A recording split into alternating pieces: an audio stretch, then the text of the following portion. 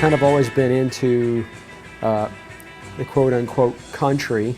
My family always listened to older country, so we, growing up, I remember getting a fiddle at like 5 years old, which I still have. It's busted up a little bit, but I still have the original one, and owning a guitar, and I've been playing guitar since probably about 8 years old or so.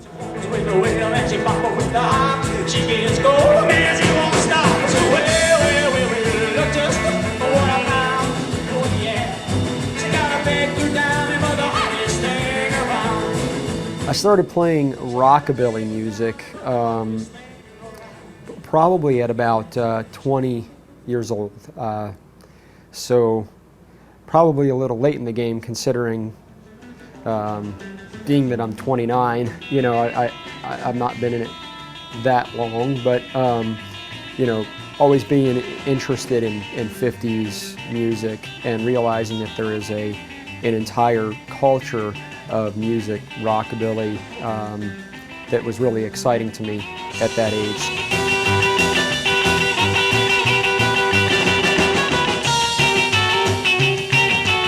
For me, I got into it because growing up, I used to help my dad wax the cars every weekend, and my dad would polish up his shoes for work, and there'd always, he'd have Aloha from Hawaii and have the Vegas and the Hawaiian Elvis shows up on the TV, and listening to Buddy Holly and listening to which when I was young I thought was 50s, but it was actually like mid 60s, you know, music, and Dion and the Belmonts and listening to that stuff. So I've always been kind of drawn to that, and it always just, it's a comfort for me because it reminds me of hanging out with my dad on the weekends and you know, using a little elbow grease and waxing the car.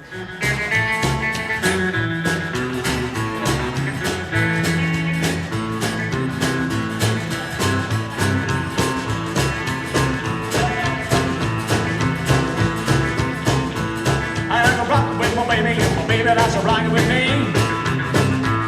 I like to rock with my baby, and my baby likes to rock with me. Well, buckskin shoes and wedges too. We're gonna rock away all our blues. Like to rock with my baby, and my baby likes to rock it with me. Well, like to rock with my baby, and my baby likes to rock it with me.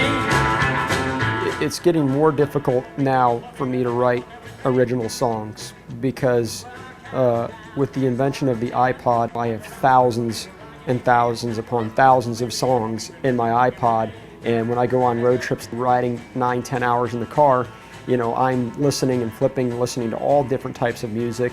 And I thought maybe when I first started out that it's easier to be original because when I first started out, I didn't really have the knowledge of all the songs that I do now. Well, like a rock with my baby likes to rock it with me.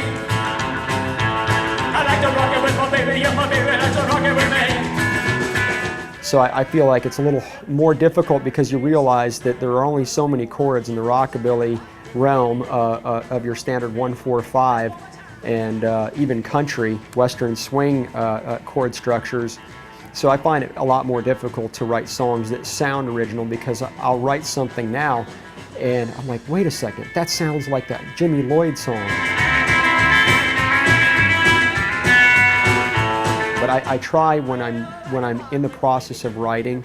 I do most of my writing at work during downtime. I'll get an idea, and once I'm done with my work, you know, I kind of sit there for a while. So I just kind of jot stuff down, and then I try not to listen to anything when I'm trying to write. You know, I'll lock myself in a bedroom and try to come up with ideas that don't sound like anybody else.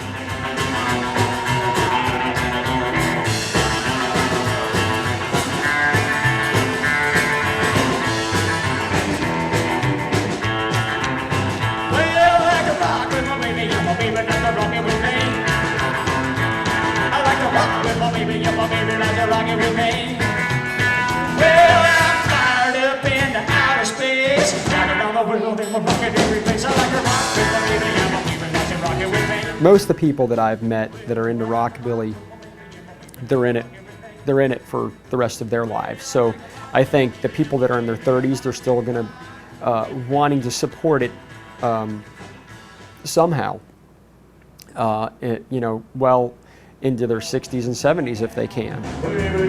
That's where I'm found. They call me bird dog, just like a pup. Well, I'm always bird dogging. I never give up, bird dog. A bird dog. Well, a bird dog daddy, give me a one-wheel seat. The biggest thing for me is that the fans, the audience, the people that support my music will still be digging me 20 years from now, or still want to hear my voice. I mean, that's the biggest thing. If people still show support, then that makes anybody, any artist, any songwriter feel good about what they're doing.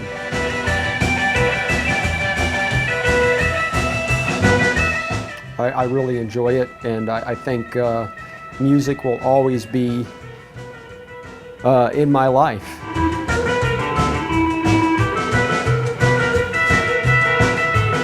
Music keeps us all young, and I think I'll continue to play music as long as my fingers will let me and I don't get arthritis. So I'm really excited to play music for people and tell them what I want to do.